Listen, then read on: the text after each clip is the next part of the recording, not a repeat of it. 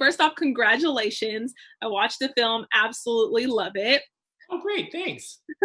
So what does it mean to you, and how are you able to bring a 2020 version of Shaggy to life? Oh, well, I mean, it was such an honor to be a part of this movie. I was born in 1970, and that was a year after Scooby-Doo started. So it's been a part of my life, and it always felt like all the gang of characters was, it seemed like they were my buddies. So to get to actually do uh, not just one of the voices, but Shaggy was super exciting. Uh, but also nerve wracking because Yeah.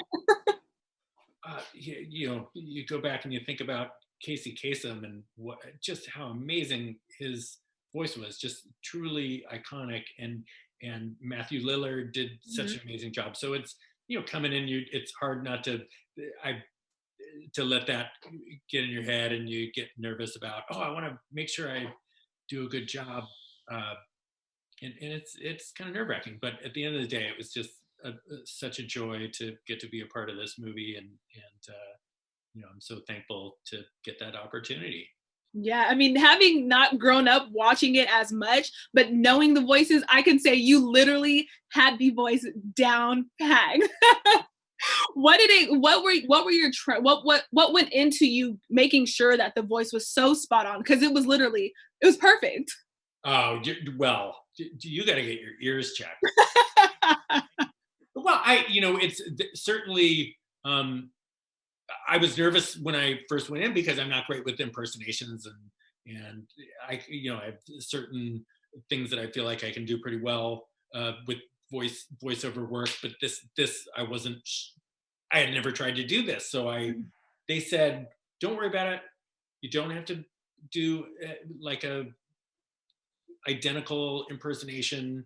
Yeah. Just do your own version of it, and we'll kind of work our way through it and find it together. So that it was great. The director, Tony Cervoni, was very sweet and patient, and he's so smart and funny. So it really turned this situation that was pretty stressful into a fun situation.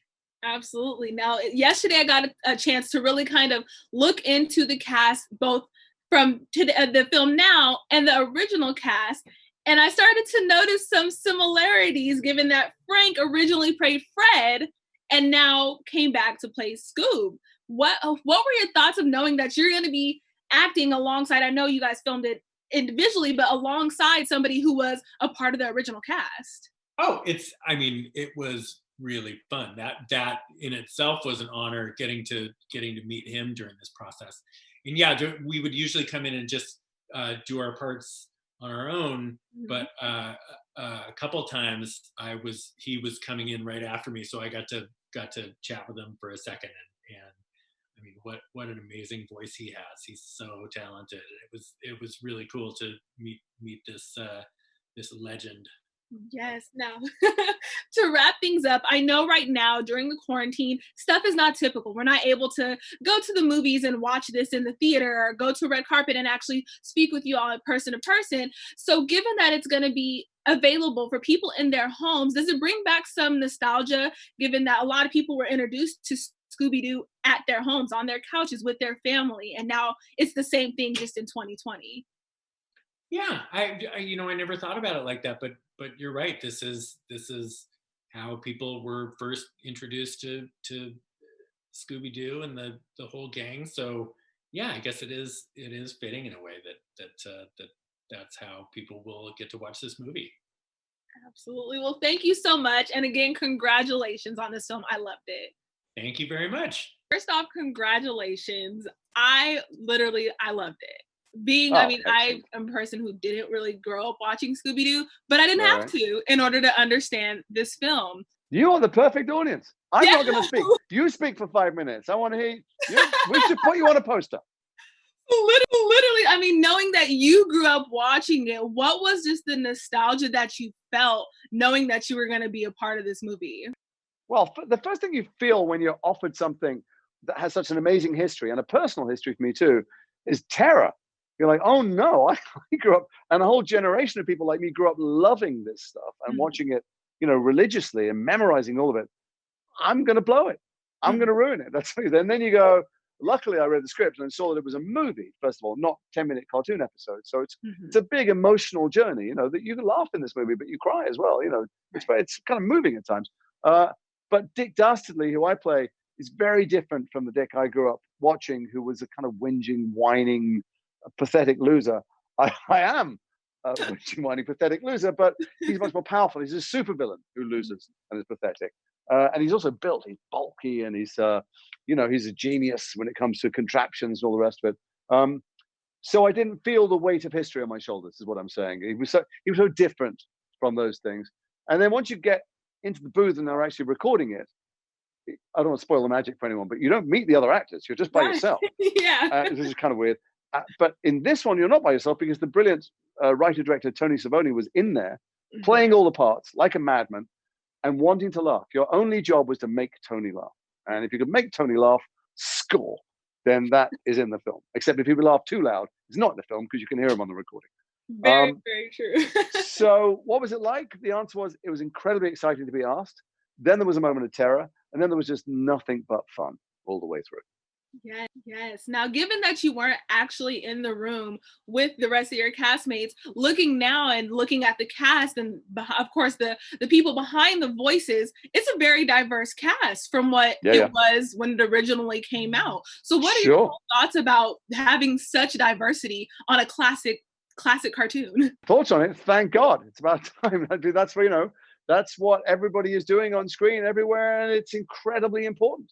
I noticed, this is not racial diversity, it's just gender diversity. I noticed that my kids, I got two daughters, you're trying to look for things when they were little that didn't have young men in the lead, all the Disney films and any other films. And even now, when I say that we're on lockdown, I go, let's watch some classic movies from the past. And I'm looking through, and I flick through. They're all about men. They're all about men shooting each other, or killing each other, or riding on horses. So similarly, I was talking to my friend, I wouldn't name him, but he's a well-known actor, but he was saying he grew up with posters of the only famous black people he knew on the wall. And they were incredibly important to him. So when one of those people turned out to have been not such a nice person, he goes, you've taken away one of the two pillars of my childhood, because I didn't have any other characters to look to. So it's incredibly important that we see represented on screen the way the world is and how we want the world to be also. I mean, I fully believe in affirmative action. It's that we wouldn't have gay marriage if we hadn't had representation of gay people on television normalized, if Ellen hadn't come out, if there hadn't been, if Will and Grace hadn't happened. And similarly, there's so much insane hatred in the world, probably being magnified at the moment because people use times like this to fan the flames of fear. It's really important that we see what life can and should be represented on the screen.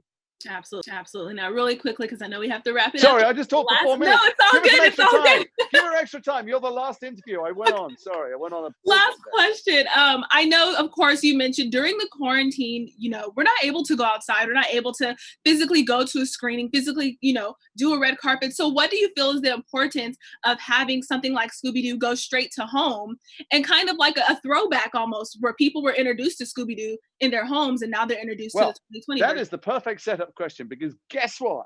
If you go to hashtag Scoob movie night on Twitter, you will see that on Friday night there is whatever this new version of premieres is. We're having a half-hour pre-show chat, and the characters will be talking to you, and then there's people who are watching the movie will watch it together and talk about it. And there's a whole bunch of stuff going on with musicians and TikTok and I don't know what the hell it's going to be, because it's going to be midnight here, and I will be under the duvet while my wife, very light sleeper, is asleep next to me, and I will be on my phone with all headphones in, joining in as best I can.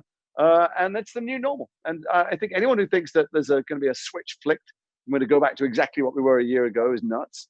And so let's take as much pleasure as we can, where we can, and how we can. For instance, sitting down and watching this movie with your family, because it works for every generation, but also just enjoying each other for who we are and how we are, and recognizing, where we can take pleasure in just cooking for each other, or delivering food, or, or a beautiful sunshine, beautiful sunrise, anything. Absolutely. Well, thank you so much. And again, congratulations. I absolutely loved it.